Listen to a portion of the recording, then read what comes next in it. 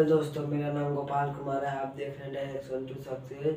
एक कल की क्लास में हम प्रकाश के स्रोत तक देख लिए थे। उसके आगे हम देखते हैं प्रकाश का उत्सर्जन। प्रकाश का उत्सर्जन मतलब होता है कि प्रकाश में जिसमें लाइट हो, उत्सर्जन मतलब लाइट दिखना चाहिए। तो दो प्रकार के होता है, दीप्त अदीप्त। दीप्त में जैसे लाइट रहना चाहिए और आदित्य में लाइट नहीं रहता। जैसे चंद्रमा में लाइट पर अपना खुद का प्रकाश नहीं है उसके पास। तारा में भी लाइट नहीं होता। जैसे कलम कॉपी होती है, इसमें लाइट थोड़ी है।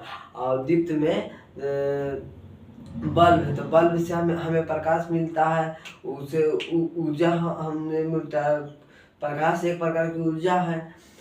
बल्ब हो गया, मोमबत्ती हो गया, मोमबत्ती से भी हमको प्रकाश मिलता है। तो वो दो वर्गों में बांटा गया है।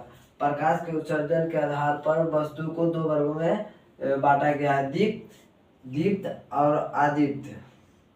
दीप्त में वे वस्तु जो प्रकाश को उत्सर्जन करे, उत्सर्जन मतलब प्रकाश उत्पन्न करे, उसे दीप्त कहते हैं। और जो प्रकाश उत्सर्जन नहीं करता उसे अदीप्त कहते हैं। से जैसे देखिए सूर्य, मोमबत्ती, लालटेन। और आदित्य वैसे वस्तु जो प्रकाश उत्सर्जित ना करे, मतलब प्रकाश इसके पास खुद का प्रकाश नहीं होता। जैसे कलम कॉपी ये मार्कर से लिख रहे थे, इसके पास थोड़ा प्रकाश है अपना।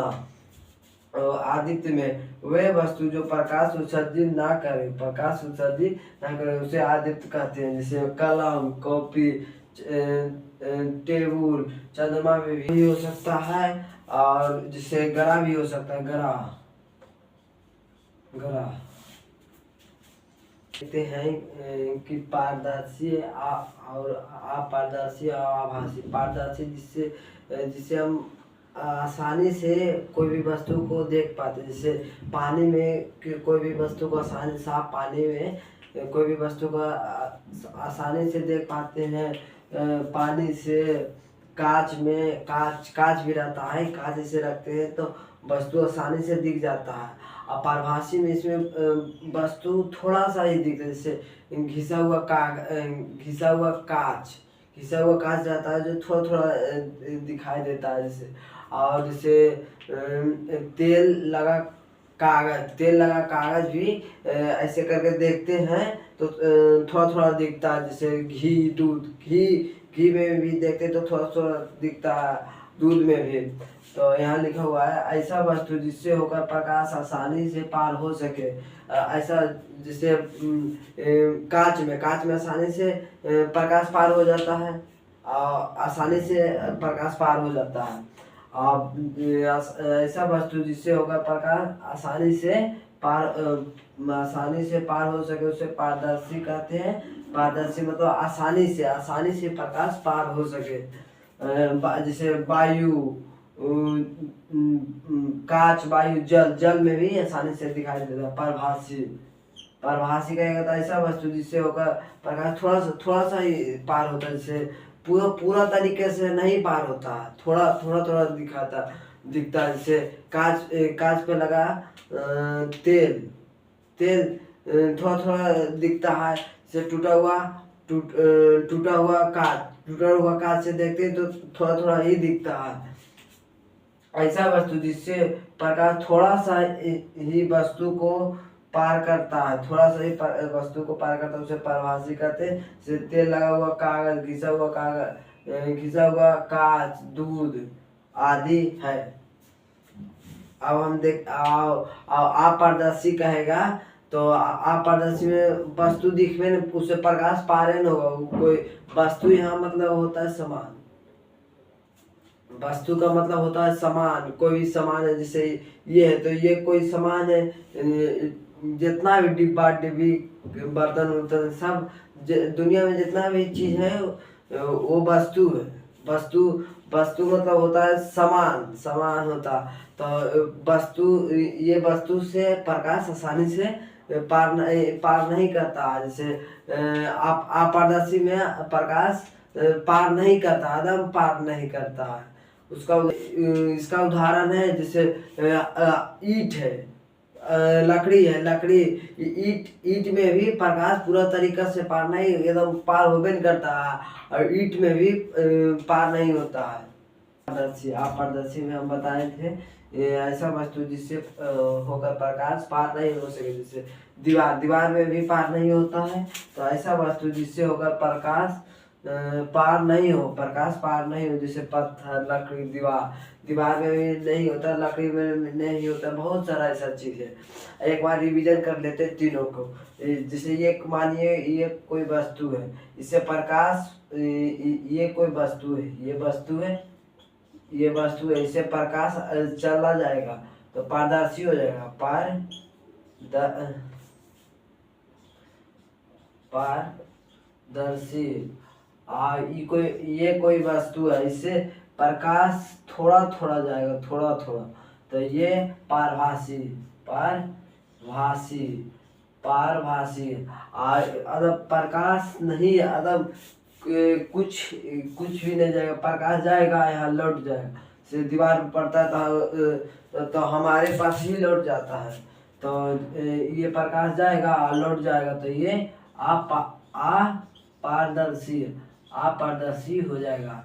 अपारदर्शी में इसमें प्रकाश पार नहीं होता, अपारदर्शी में प्रकाश पार हो जाता है पूरा अच्छा तरह के, अपारभासी में थोड़ा थोड़ा प्रकाश पार होता है। 10th में ये वीवीआई क्वेश्चन है, हर वर्ष एक सवाल इससे रहता है वीवीआई क्वेश्चन कि वस्तु इधर है, इधर परिवर्तन है। बल्ब को हम पहले ऊर्जा, पहले विद्युत देते हैं, जैसे हम स्विच देते हैं विद्युत देते हैं, उसके बाद प्रकाश ऊर्जा में या उष्मा ऊर्जा में परिवर्तन करता है। और मोमबत्ती रासायनिक, पहले वो सफेद वाला जलता तो वो रासायनिक ऊर्जा होता है, रासायनिक ऊर्जा को प्रकाश ऊर्जा में, और प्रकाश ऊर्जा में और उसमें हीट, गर्मी भी होता है। और मोटर विद्युत ऊर्जा को यांत्रिक ऊर्जा में बदलता है। विद्युत पहले हम लाइन देते हैं, उसके बाद वो हमको यांत्रिक ऊर्जा में परिवर्तन करता है। यांत्रिक ऊर्जा में परिवर्तन करता है, तभी तो हमारे खेत की सिंचाई होता है। जनित को हमारे भाषा में जनरेटर कहते हैं। जनरेटर को यांत्रिक ऊर्जा उसको कहते हैं जिसमें ऊंचाई भी हो और गति भी हो, उसको यांत्रिक ऊर्जा भी कहते। तो जैसे जनरेटर को हम घुमाते हैं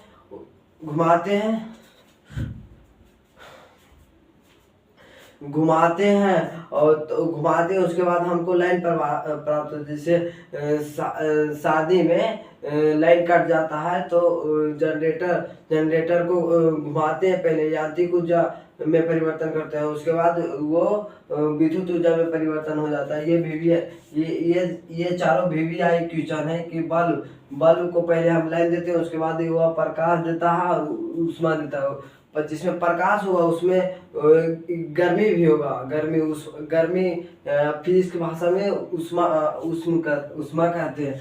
मोमबत्ती है जो रासायनिक ऊर्जा, पहले रासायनिक उजला वाला जलता है, उसके बाद ही हमें प्रकाश मिलता है और उसमें ऊर्जा भी होता है। मोटर को विद्युत ऊर्जा, पहले विद्युत देते हैं, उसके बाद हमको गति और स्थान दोनों होता है, यांत्रिक ऊर्जा में परिवर्तन कर देता है। और जनित यांत्रिक ऊर्जा को विद्युत ऊर्जा में, पहले हम घुमाते हैं जनरेटर को, उसके बाद विद्युत हमको प्राप्त होता है। ये चारों वीवीआई क्वेश्चन है, हर वर्ष क्लास 10th में ये क्वेश्चन पक्का पूछता है, यहाँ से आप एक क्वेश्चन पक्का कर सकते हैं। हम देखेंगे प्रकाश के परिवर्तन के नियम, जो वीवीआई है, दो मार्क्स में पूछा जाता है प्रकाश के परिवर्तन पर। बहुत ही वीवीआई क्वेश्चन है, कल देखेंगे। आज के लिए इतना ही, मिलते हैं अगले क्लास में। तब तक आप लेक्चर 1 नहीं देखे तो सबसे पहले जाके लेक्चर 1 देखिए, आपको हम डिस्क्रिप्शन में दे देंगे। बाय।